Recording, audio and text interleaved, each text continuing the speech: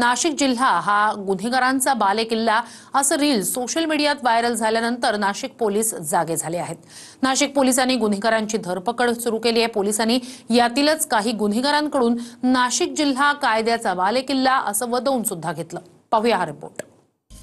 सध्या नाशिक पोलीस एक मोठं काम करतायत, ते म्हणजे प्रत्येक गुन्हेगाराकडून एक गोष्ट वदवून घेणं। ती म्हणजे नाशिक हा कायद्याचा बालेकिल्ला आहे। नाशिक जिल्हा कायद्याचा बालेकिल्ला, नाशिक जिल्हा कायद्याचा बालेकिल्ला।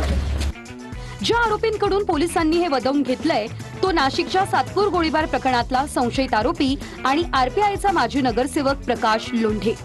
प्रकाश लोंढेसह दीपक लोंढे, संतोष पवार, अमोल पगारे यांनाही पोलिसांनी या गोळीबार प्रकरणात अटक केली आहे।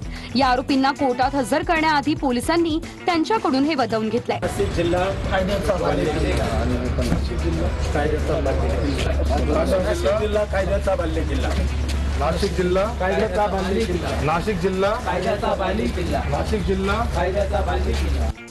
नाशिकची गुन्हेगारी इथे थांबलेली नाही। आता या आरोपीकडे बघा, ज्याच्याकडून पोलिसांनी वदवून घेतलंय। नाशिक जिल्हा कायद्याचा बालेकिल्ला, नाशिक जिल्हा कायद्याचा बालेकिल्ला, नाशिक जिल्हा कायद्याचा बालेकिल्ला, नाशिक जिल्हा कायद्याचा बालेकिल्ला, नाशिक जिल्हा। हे आहेत मामा राजवाडे। नुकतेच ठाकरेंच्या सेनेतून भाजपमध्ये आले। ते सरकारवाडा गोळीबार प्रकरणी आरोपी आहेत। भाजपमध्ये असूनही पोलिसांनी त्यांना अटक केली। त्यावर गिरीश महाजन नेमकं काय म्हणताय ते बघा। माननीय मुख्यमंत्री महोदयांनी सीपींना कडक इन्स्ट्रक्शन दिलेले आहेत। मी सुद्धा 15 दिवसापूर्वी आलो, 12 दिवसापूर्वी त्यावेळेला आपल्याला सांगितलं होतं की या ठिकाणी यापुढे असे प्रकार खपवून घेतले जाणार नाहीत। जे गुन्हेगार असतील, कुठल्या पक्षाचे आहेत याचा विचार करू नका, कुठल्या संघटनेचा आहे याचा सुद्धा विचार करू नका, त्याच्यावर कारवाई करा। मी स्वतः सीपींना पूर्ण मोकळीक दिलेली आहे आणि अतिशय चांगल्या पद्धतीनं या ठिकाणी काम चाललेलं आहे। कोणी कुठल्याही पक्षाचा असो, कोणालाही या ठिकाणी स्पेअर करू नका अशा प्रकारे त्यांना पूर्ण अधिकार देण्यात आलेले आहेत।